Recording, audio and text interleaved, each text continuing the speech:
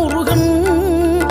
நீ புரியாமல் அடியேனும் பிழை 100 செய்தாலும் பொறுத்தருளும் செல்வக்குமரன்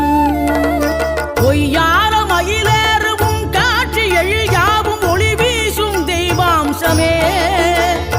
பொய்யான என் வாழ்க்கை புவி மீது நிலையாக அருள் செய்ய வர வேணுமே நீ அருள் செய்ய வர வேணுமே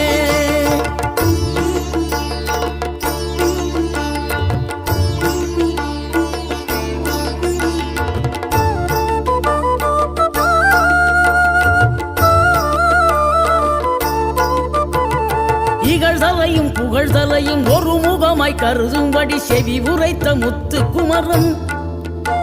நீ வறுமையையும் வளமையையும் சமநிலையை உணரும்படி மதி கொடுத்த செல்வ